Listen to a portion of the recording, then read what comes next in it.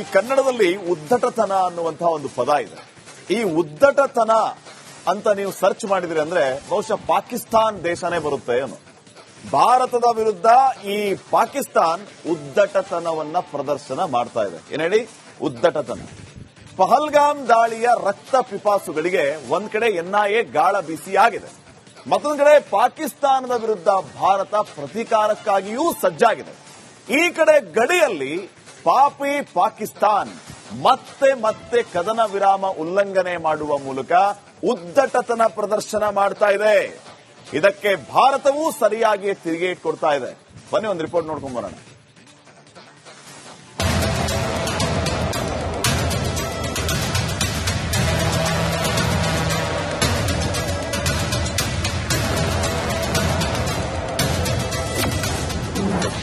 ಕಾಶ್ಮೀರದ ಗಡಿಯಲ್ಲಿ ಹೆಚ್ಚಿದ ಸೇನಾ ಭದ್ರತೆ.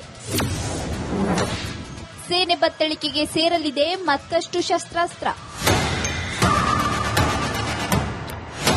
ಪಹಲ್ಗಾಮ್ ದಾಳಿಯ ಪ್ರತೀಕಾರಕ್ಕಾಗಿ ಭಾರತ ಎಲ್ಲಾ ತಯಾರಿ ನಡೆಸಿದೆ. ಸಮರಾಭ್ಯಾಸ ಕೂಡ ನಡೆಸುತ್ತಲೇ ಇದೆ.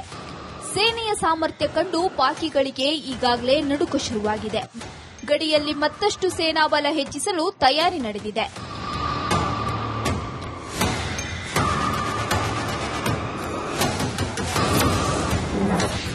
ಉಗ್ರ ದಾಳಿಯಿಂದ ನಲುಗಿದ ಕಾಶ್ಮೀರ.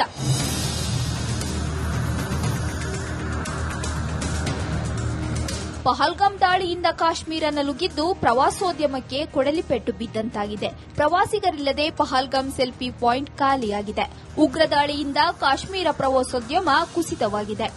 ನಾನೀಗ ಪೆಹಲ್ಗಾವ್ನ ಸೆಲ್ಫಿ ಪಾಯಿಂಟ್ ಬಳಿ ಇದ್ದೇನೆ. ಕನಿಷ್ಠ 10,000ಕ್ಕೂ ಅಧಿಕ ಜನರು ಬರ್ತಿದ್ದಂತ ಸ್ಥಳ ಇವತ್ತು ಯಾವ ರೀತಿ ಇದೆ? ದುರ್ಘಟನೆ ನಡೆದು 2ನೇ ವಾರಕ್ಕೆ ಕಾಲಿಡ್ತಾ ಇದ್ದೀವಿ. ಈ ಸದ್ಯದ ಮಟ್ಟಿಗೆ ಇಲ್ಲಿಗೆ ಬರ್ತಿರುವಂತಹ ಜನ 16,000ದಿಂದ ಕೇವಲ 1-2 ಬಂದಿದೆ. ಇಲ್ಲಿ ಸದ್ಯದ ಪರಿಸ್ಥಿತಿಯನ್ನ ತೋರಿಸ್ತಾ ಇದ್ದಾರೆ ಕ್ಯಾಮರಾ ಪರ್ಸನ್ ಮಂಜುನಾಥ್. ಪ್ರತಿದಿನ ವರ್ಷದ 12 ತಿಂಗಳು ಪ್ರತಿದಿನ ಕೂಡ ಇಲ್ಲಿ 100 ಜನ ನಿಲ್ತಿದ್ರು. ಯಾವುದೇ ಸ್ಥಳದಲ್ಲೂ ಕೂಡ ನಿಂತ್ಕೊಂಡು ಒಂದು ಸೆಲ್ಫಿಯನ್ನು ತೆಕ್ಕೊಳ್ಳೋಕು ಕೂಡ ಅವಕಾಶ ಸಿಗ್ತಾ ಇರಲಿಲ್ಲ. ಅಷ್ಟರ ಮಟ್ಟಿಗೆ ಜನ ಇರ್ತಿದಂತ ಸ್ಥಳದಲ್ಲಿ ಇವತ್ತು ಬೆರಳೆಣಿಕೆಯಷ್ಟು ಜನ ಮಾತ್ರ ಇರುವಂತದ್ದು ನಾವು ನೋಡ್ತಾ ಇರುವಂತದ್ದು. ಖಂಡಿತವಾಗಿಯೂ ಇಲ್ಲಿನ ದುರ್ಘಟನೆ ಇಲ್ಲಿನ ಉದ್ಯಮದ ಮೇಲೆ ಹೊಡೆತ ಬಿದ್ದಿದೆ ಅನ್ನೋದ್ರಲ್ಲಿ ಸಂಶಯ ಇಲ್ಲ. ಇನ್ನು ಪಹಲ್ಗಾಮ್ ಉಗ್ರ ದಾಳಿಯಿಂದ ಅಮರನಾಥ ಯಾತ್ರೆಗೆ ಸಂಪರ್ಕ ಕಲ್ಪಿಸುವ ರಸ್ತೆ ಖಾಲಿಯಾಗಿದೆ. ಎಬಿಸಿ ವ್ಯಾಲಿಗಳ ರಸ್ತೆಯೂ ಸಂಪೂರ್ಣ ಖಾಲಿಯಾಗಿದ್ದು ಪ್ರವಾಸಿಗರಿಲ್ಲದೆ ಅಂಗಡಿ ಮಾಲೀಕರು ಒದ್ದಾಡುತ್ತಿದ್ದಾರೆ. ಬೇತಬ್ ವ್ಯಾಲಿ, ಚಂದಾವಾಡಿ ವ್ಯಾಲಿ, ಈ 3 ವ್ಯಾಲಿಗಳಿಗೆ ತೆರಳಬೇಕಾಗಿರುವಂತಹ ಪ್ರಮುಖ ಸ್ಥಳ ಇದೇ ಒಂದು ಮೇಜರ್ ಎಕ್ಸ್ಚೇಂಜ್ ಪಾಯಿಂಟ್ ಆಗಿರುವಂತದ್ದು. ಈ ರಸ್ತೆಯ ಮುಂಭಾಗದಲ್ಲೇ, ಅಂದ್ರೆ ಈ ರಸ್ತೆಯಲ್ಲಿ ಏನು ವಾಹನಗಳಿದೆ, ಲೋಕಲ್ ವಾಹನಗಳನ್ನು ಹೊರತುಪಡಿಸಿ ಇನ್ಯಾವ ಟೂರಿಸ್ಟ್ ವಾಹನಗಳನ್ನು ಕೂಡ ಬಿಡ್ತಿಲ್ಲ. ಕನಿಷ್ಠ ಅಂದ್ರೂ ಕೂಡ 8,000ರಿಂದ 10,000 ಜನ ಇಲ್ಲಿ ನಿಲ್ತಿದ್ರು, ಅಂದ್ರೆ ಈ ಒಂದು ರಸ್ತೆಯಲ್ಲಿ ಸಂಚರಿಸ್ತಾ ಇದ್ರು. ಆದ್ರೆ ಈಗಾಗಿರುವಂತಹ ಪರಿಸ್ಥಿತಿ ಹೇಗಿದೆ ಅಂದ್ರೆ ಕನಿಷ್ಠ ಪಕ್ಷ ಒಬ್ಬ ಪ್ರವಾಸಿಗ ಕೂಡ ಇಲ್ಲಿಗೆ ಬರುವಂತ ಧೈರ್ಯ ಮಾಡ್ತಿಲ್ಲ. ಇಡೀ ವರ್ಷದ ದುಡಿಮೆಯನ್ನ ಕಳ್ಕೊಂಡಿದ್ದೇವೆ. ಜೀವನವನ್ನೇ ಅಂದ್ರೆ ಟೂರಿಸಂನೇ ನಂಬಿ ಜೀವನ ಮಾಡ್ತಿದ್ದಂತ ಅಷ್ಟು ಜನರು ಖಾಲಿ ಕೂತಿರುವಂತದ್ದು. ಪ್ರವಾಸೋದ್ಯಮವನ್ನ ನಂಬಿ ಬದುಕ್ತಾ ಇದ್ದಂತ ಅಷ್ಟು ಜನರು ಈಗ ಖಾಲಿ ಕೂತಿದ್ದಾರೆ. ರಕ್ತ ಬೀಜಾಸುರರ ದಾಳಿಯಿಂದ ಕಾಶ್ಮೀರ ಪ್ರವಾಸಿಗರಿಲ್ಲದೆ ಬಣಗುಡುತ್ತಿದೆ. ಕಾಶ್ಮೀರಕ್ಕೆ ಪ್ರವಾಸಕ್ಕೆ ಹೋದ್ರೆ ಏನಾಗುತ್ತೋ ಅನ್ನೋ ಭಯದಲ್ಲಿದ್ದಾರೆ. ಇತ್ತ ಪ್ರವಾಸಿಗರಿಲ್ಲದೆ ಕಾಶ್ಮೀರಿಗಳು ಕಂಗಾಲಾಗಿದ್ದಾರೆ. News desk, republic Kannada. ಈ ಕನ್ನಡದಲ್ಲಿ ಉದ್ದಟತನ ಅನ್ನುವಂತಹ ಒಂದು ಪದ ಇದೆ. ಈ ಉದ್ದಟತನ ಅಂತ ನೀವು ಸರ್ಚ್ ಮಾಡಿದ್ರಿ ಅಂದ್ರೆ ಬಹುಶಃ ಪಾಕಿಸ್ತಾನ್ ದೇಶನೇ ಬರುತ್ತೆ ಏನು. ಭಾರತದ ವಿರುದ್ಧ ಈ ಪಾಕಿಸ್ತಾನ್ ಉದ್ದಟತನವನ್ನ ಪ್ರದರ್ಶನ ಮಾಡ್ತಾ ಇದೆ. ಏನ್ ಹೇಳಿ? ಉದ್ದಟತನ. ಪಹಲ್ಗಾಮ್ ದಾಳಿಯ ರಕ್ತ ಪಿಪಾಸುಗಳಿಗೆ ಒಂದ್ ಕಡೆ ಎನ್ಐಎ ಗಾಳ ಬೀಸಿಯಾಗಿದೆ, ಮತ್ತೊಂದು ಕಡೆ ಪಾಕಿಸ್ತಾನದ ವಿರುದ್ಧ ಭಾರತ ಪ್ರತೀಕಾರಕ್ಕಾಗಿಯೂ ಸಜ್ಜಾಗಿದೆ. ಈ ಕಡೆ ಗಡಿಯಲ್ಲಿ ಪಾಪಿ ಪಾಕಿಸ್ತಾನ್ ಮತ್ತೆ ಮತ್ತೆ ಕದನ ವಿರಾಮ ಉಲ್ಲಂಘನೆ ಮಾಡುವ ಮೂಲಕ ಉದ್ದಟತನ ಪ್ರದರ್ಶನ ಮಾಡ್ತಾ ಇದೆ. ಇದಕ್ಕೆ ಭಾರತವೂ ಸರಿಯಾಗಿ ತಿರುಗೇಟ್ ಕೊಡ್ತಾ ಇದೆ. ಬನ್ನಿ ಒಂದು ರಿಪೋರ್ಟ್ ನೋಡ್ಕೊಂಡ್ ಬರೋಣ.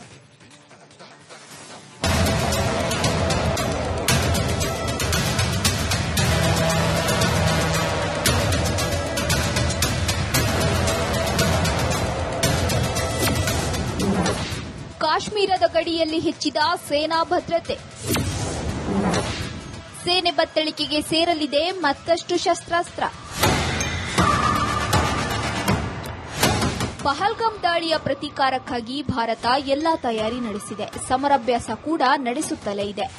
ಸೇನೆಯ ಸಾಮರ್ಥ್ಯ ಕಂಡು ಪಾಕಿಗಳಿಗೆ ಈಗಾಗಲೇ ನಡುಕ ಶುರುವಾಗಿದೆ. ಗಡಿಯಲ್ಲಿ ಮತ್ತಷ್ಟು ಸೇನಾ ಬಲ ಹೆಚ್ಚಿಸಲು ತಯಾರಿ ನಡೆದಿದೆ.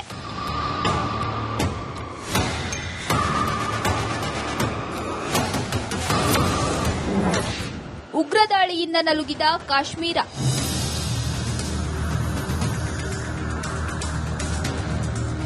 ಪಹಲ್ಗಾಮ್ ದಾಳಿಯಿಂದ ಕಾಶ್ಮೀರ ನಲುಗಿದ್ದು ಪ್ರವಾಸೋದ್ಯಮಕ್ಕೆ ಕೊಡಲಿಪೆಟ್ಟು ಬಿದ್ದಂತಾಗಿದೆ. ಪ್ರವಾಸಿಗರಿಲ್ಲದೆ ಪಹಲ್ಗಾಮ್ ಸೆಲ್ಫಿ ಪಾಯಿಂಟ್ ಖಾಲಿಯಾಗಿದೆ. ಉಗ್ರ ದಾಳಿಯಿಂದ ಕಾಶ್ಮೀರ ಪ್ರವಾಸೋದ್ಯಮ ಕುಸಿತವಾಗಿದೆ. ನಾನೀಗ ಪೆಹಲ್ಗಾವ್ನ ಸೆಲ್ಫಿ ಪಾಯಿಂಟ್ ಬಳಿ ಇದ್ದೇನೆ. ಕನಿಷ್ಠ 10,000ಕ್ಕೂ ಅಧಿಕ ಜನರು ಬರ್ತಿದ್ದಂತ ಸ್ಥಳ ಇವತ್ತು ಯಾವ ರೀತಿ ಇದೆ? ದುರ್ಘಟನೆ ನಡೆದು 2ನೇ ವಾರಕ್ಕೆ ಕಾಲಿಡ್ತಾ ಇದ್ದೀವಿ. ಈ ಸದ್ಯದ ಮಟ್ಟಿಗೆ ಇಲ್ಲಿಗೆ ಬರ್ತಿರುವಂತಹ ಜನ 16,000ದಿಂದ ಕೇವಲ 1-2 ಸಾವಿರಕ್ಕೆ ಬಂದಿದೆ. ಇಲ್ಲಿ ಸದ್ಯದ ಪರಿಸ್ಥಿತಿಯನ್ನ ತೋರಿಸ್ತಾ ಇದ್ದಾರೆ ಕ್ಯಾಮರಾ ಪರ್ಸನ್ ಮಂಜುನಾಥ್.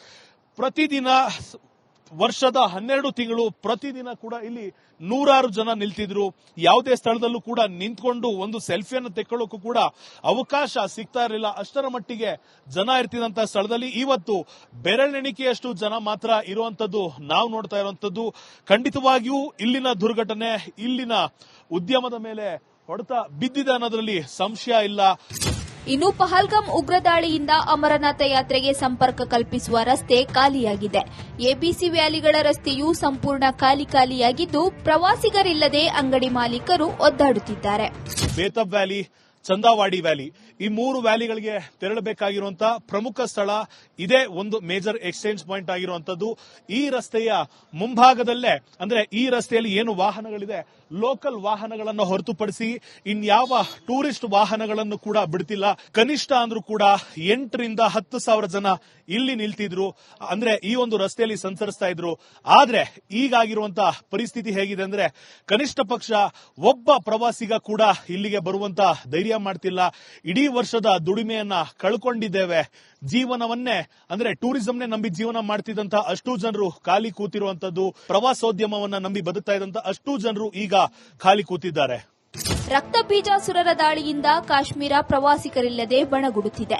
ಕಾಶ್ಮೀರಕ್ಕೆ ಪ್ರವಾಸಕ್ಕೆ ಹೋದ್ರೆ ಏನಾಗುತ್ತೋ ಅನ್ನೋ ಭಯದಲ್ಲಿದ್ದಾರೆ. ಇತ್ತ ಪ್ರವಾಸಿಗರಿಲ್ಲದೆ ಕಾಶ್ಮೀರಿಗಳು ಕಂಗಾಲಾಗಿದ್ದಾರೆ.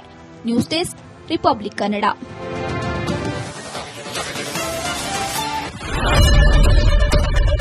ಏನ್ ಪ್ರಾಬ್ಲಮ್ ಇಲ್ಲ ಏರಿಯಾದಲ್ಲಿ? ಏನ್ ಪ್ರಾಬ್ಲಮ್? ಏನ್ ನಿಮ್ ಪ್ರಾಬ್ಲಮ್? ಇನ್ನೆಲ್ಲ ಪ್ರಾಬ್ಲಮ್ ಆಯ್ತಿಲ್ಲ ಹೇಳಿ. ಏನ್ರಿ ನಿಮ್ ಪ್ರಾಬ್ಲಮ್? ಏನ್ ನಿಮ್ ಪ್ರಾಬ್ಲಮ್ ಅಂತ ಹೇಳಿ. ಯಾರಪ್ಪ ನಗರಕ್ಕೆ? ಗಾಂಧಿನಗರ, ದಾಸರಹಳ್ಳಿ, ರಾಜರಾಜೇಶ್ವರಿ ನಗರ, ಚಾಮರಾಜಪೇಟೆ, ಹುಬ್ಬಳ್ಳಿ, ಚನ್ನಮರುತ್ತದ, ಮೈಸೂರಿಗೆ ಬಂದಿರೋದು. ಬ್ಯಾಡಗಿ ತಾಲೂಕಿಗೆ ನಾವು ಬಂದಿವ್ರಿ. ಸರ್ ಹೇಳಿ ಸರ್, ಏನ್ ಪ್ರಾಬ್ಲಮ್? ನಿಮ್ ಎಮ್ಎಲ್ಎ ಹೆಂಗೆ? ಏನೆಲ್ಲ ಸಮಸ್ಯೆಗಳು? ಏನ್ ಕಥೆಯಲ್ಲಿ ಬಂತ? ಯಾಯಪ್ಪ ಯಾವುದು ಬಂದಿಲ್ಲ. 2 months ಇಂದ ನೀರಿಲ್ಲ. ಟ್ಯಾಂಕರ್ ಬರ್ಬೇಕಾದ್ರೆ ರೋಡ್ ಸರಿ ಇಲ್ಲ. ಯಾರತ್ರ ಹೋಗಿ ಹೇಳೋದಕ್ಕೆ ನಮ್ಗೆ ಯಾರು ಇಲ್ಲ. ಇಲ್ಲಿ ಕಿತ್ತೋದ್ರೆ ಏನ್ ಅಲ್ಲ ಹಾಳಾಗೋದ್ರು ಇದು ಯಾರು ನೋಡರೇ ಗತಿ ಇಲ್ಲ. ನಾವಿದ್ದೀವಿ ಅಂತಾರೆ. ಇವಾಗ ಯಾರ ಎಮ್ಎಲ್ಎ ಮಗ ಒಂದ್ ದಿವಸನೂ ಬಂದಿಲ್ಲ. ಫುಲ್ ಸ್ಟ್ಯಾಂಡರ್ಡ್ ಲಕ್ಸುರಿಯಸ್ ಬೆಡ್ರೂಮ್ ಐತ್ರಿ ಅದ. Taj west end, Radisson Blu. Meeting ನಿಮ್ದು ಮೀಟಿಂಗ್ ಇಲ್ಲಿ ಮಾಡ್ರಿ. ಇಷ್ಟು ವರ್ಷ ಆಯ್ತು, ಇದಕ್ಕೆಲ್ಲ ಯಾರು ಸರ್ ಜವಾಬ್ದಾರಿ? 200 ರೂಪಾಯಿ ಬ್ಯಾಂಕ್ಗೆ ಹೋಗ್ತೀನಿ ಬರ್ತಾ ಇದ್ದೀನಿ. ಬ್ಯಾಂಕಿಗೆ ಹೋಗ್ತೀನಿ ಬರ್ತಾ ಇಲ್ಲ. 2,000 ಬರ್ತಾ ಇಲ್ಲ. 2,000 ನಂದೇ ಹೊಂಟೈತು. ನಿಲ್ ಮೇಲೆ ಭಾರಿ ಐಟ್ ಅದಲ್ಲ ಮಾರ. ಮೇಡಮ್ ಕಣ್ರಿ ಸರ್, ರಾತ್ರಿ 1 ಗಂಟೆವರೆಗೂ ಎಣ್ಣೆ ಅಂಗಡಿ ತೆಗಿಬೇಕು. ಬೆಳಿಗ್ಗೆ 4 ಗಂಟೆವರೆಗೂ ತೆಗಿಬೋದಲ್ಲ. ಮಗನೂ ನೋಡಲ್ಲ, ಯಾರು ನೋಡಲ್ಲ. ನಾನು ಒಬ್ಬಳು ನೋಡ್ಕೊಂತೀರಜ್ಜ. ನಮ್ಮ ಮಕ್ಕಳಿಗೆ ಅಮ್ಮ ಅಪ್ಪ ಇಲ್ಲ, ಅವರು ನೋಡಿ ಬರ್ತಾ ಇದೀವಿ. ದೇವ್ರು ಬಿಟ್ಟಂಗೆ ಆಗುತ್ತೆ.